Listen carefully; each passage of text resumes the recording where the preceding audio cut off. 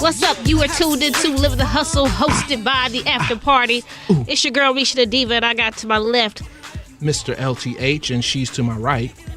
Man, let's get into this. Andre 3000 says Pink Matter was not an Outkast collaboration. You know, I'm a big Outkast fan. I'm from the South, and I've been listening to Outkast since Elevators. Man, AT Aliens. Man, what was it? Me and you, your mama and your cousins too. Yeah. Hey, man. Yeah. Man, hold up. I'm just saying. So to hear that, I was kind of excited to find out that they had like a collabo. But then on the flip side, he comes out and says that it's important for me to be clear about the origins of my contributions to Pink Matter and Sorry. I was approached as a solo artist by both Frank Ocean and Tip. I discussed musically direction with each artist and completed my verses. It was after that when Big Boy's name came up. I never want to mislead our audience. I was worried that some would think these were Outkast collaborations. These songs are not Outkast collaborations. I discussed this rational with Big, Frank, and T.I., and everyone agreed. That is why I was surprised to read about these remixes. I understand that anyone can put out an unofficial remix to any song, but I have an obligation to be honest with fans about what is and what isn't. So basically he's saying that we are not together. We are not getting back together right now, and these are not Outkast collaborations. Well, apparently, from another source, it says that Andre is the reason that they're not together as a group. In the song that is appearing on T.I.'s forthcoming album, Trouble Man, on the song Sorry, he explains that, you know, he says some stuff like, this is the type of shit that'll make you call your rap partner and say, I'm sorry, I'm awkward, my fault for fucking up the tours. So it sounds like to me that he has some real issues on the industry side. It might be like, you know, some artists just get tired of the industry itself, you know, don't want to be in the limelight. And it's funny you say that because it was the 10-year anniversary this year of the Dave Chappelle show, which was a groundbreaking show that did material that was cutting edge since In Living Color. No, it was actually more cutting edge than Living Color because it went back to the Richard Pryor show. Richard Pryor was actually the first person to do it. And he had a show for one season, but it was so out on the edge, like Dave Chappelle's show, that they canceled it. But I mean, if anybody needs to see that, you need to go look up the Richard Pryor show. The DVDs are for sale, and I got them. And it was a hell of a show. But the thing is that Dave Chappelle, it got too much for him, and he walked away. Yeah. I mean, if you look at some of the interviews on YouTube, he really talks to it, and he also talks to why Martin acted the way he did, and why Mariah Carey acted the way he did. When you talk about how Martin went out into the street yelling about they're trying to kill me, and then they put him in the hospital and they said it was dehydration. And what it seems to be is that there is what people don't know is out of all the agencies in Hollywood, and somebody else put us on game on this, I'm not going to say his name, said that there are only 6 talent agencies in Hollywood that run the whole thing. And what happens is when you start getting to a certain level, they will put the wagons around you, like it'll be your lawyer, your agent, and your manager, all in your ear, telling you who is not down with you and who is down with you. Oh, your best friend that's been down with you for 25 years that, you know, you slept on the floor with, they just want you for your money. They're not really down for you now. It was that type of stuff that was happening with Dave Chappelle, and he was like, you know, I'm a people person. I'm not one to put up walls or keep people out. Woo, woo, woo. So there might be something to that whole, you know. So what do you think would happen with Mariah Carey then when she just went crazy? Basically, it was the same thing. It's like you get so much money when you hit a certain level. Like he was talking about, they throwing $50 million at him at the table. But in order to get this $50 million, you have to do X, Y, Z. And remember, Mariah Carey dropped out of the scene for a minute. When she wasn't making no albums, remember that time? She went on TRL, took her shirt off. Oh, she was in the bathtub at MTV Cribs? Right. Naked, and talking about she'll eat 5 pieces of popcorn? Right, exactly. And it's like that type of stuff might be a direct play out against those powers or those people trying to tell you, you know, this is what you do. So once again, you got to control your image. You got to control what you do. I always find that to be so intriguing, how fame, it either makes you like off your rocker crazy. or people would do anything and everything to maintain fame. And we're seeing that now with Lance Armstrong and the football player Teo. They creating the fake girlfriend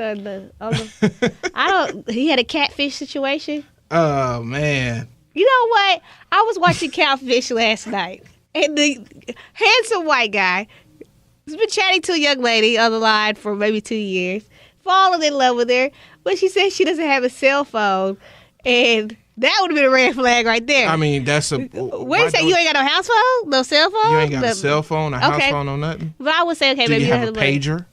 Wait a second, you're lying, because Google will let you down through the internet. Google will let you call. Yes, through the internet. So that not having a cell phone, I don't know why he didn't think of that, but that would have been a red flag, right? So he goes to meet her, and it turns out to be an African-American male who's gay. Wow. Wow. I died. Like, his face looked like somebody threw egg. It should. I mean... and it was a little fat black boy. A little... Was he of age? Make sure it wasn't to catch a predator. But the kid had been kicked out of his school for doing it to his RA, too. So... people. Man, that's a new show. Trying to find a predator. I know we went to catch a predator. I'm trying to find one. Wait a second. We're going. We're going left field from the catfish. People, stop that. Stop that shit. I'm sorry. Get offline. When people come and try to holler at me on Facebook, you will get deleted. Delete. Okay? Because no, I don't. There's nothing wrong with a little conversation online. No, but we are not. This is not the love connection on Facebook and Twitter, and that's weird. Okay, that's really weird. It really is. It's creepy. It's one thing if you say, I think you're a very attractive young lady. It's cyber stalking. Yeah, but even if I see it, I used to have somebody who would bing me every time they would wait to see me pop up. I deleted his ass. Delete. Because I don't know you. You can be a pedophile. You can be a creepy, stalker. Like, I think that is so weird. People, and stop having on your Facebook page your location. You don't know who's following you. Oh, a couple of celebrity houses were broken into behind the Twitter location. Are you serious? Yeah, when they would tweet out that they weren't there, or they were in Barbados or something like that, people would break into their houses. Yeah, so people, be careful. You got to control your image. You got to control your digital footprint. There's too much. The social media has really connected people, but it has also left you vulnerable, or left us vulnerable for certain things to happen when people are really trying to get at you. So make sure you be smart about using this stuff. Be smart about it. It's not wrong. There's nothing wrong with the connection. I mean, I don't think you have to worry about pedophiles because you do not look 15. And I think, but it can be creepies. Yeah, there's gonna be a lot of there's creeps. Even if what social media has done has allowed the creeps now another avenue besides the phone and sitting in their car. And it's scary at the same time. It is. It can be scary. Just guard yourselves, people. Guard yourselves. You have to. And I'm so sorry we went left field on this, but I feel like it's something that has to be addressed because I love social media. I love what it's done for artists to get their name out there, to be able to connect. You could actually reach out and touch an artist now for the real, true fans. But then it's also, again, like you said, left them vulnerable to the psychos who just are off their freaking rockers. But when you reach out to touch these fans, and this is to all of you fan people out there, when you reach out to touch your object of fanism, don't expect a real relationship. Don't expect she's gonna call me back or he's gonna call me back right then. Remember, these people have lives. They have lives. And T.I. said it best when he said that he looks at his TIP persona as Santa Claus. He doesn't get down there with the fans like that and stuff. He don't mind going down and reach out and touch them and give it back to the community. He always wants to do that. However, he does not let them get too close to him because it is like Santa Claus. You know how you felt when you found out that Santa Claus was your mother and father? it was like, Yeah. It's the same thing with the artists. When you find out who they really are, it removes the illusion and the glamour and the sparkle from them. And to hear it from an up and coming star like Iggy Azalea, she said the very same thing. When she got into the industry and she actually started meeting some of these people that she thought she would like, she ended up hating them.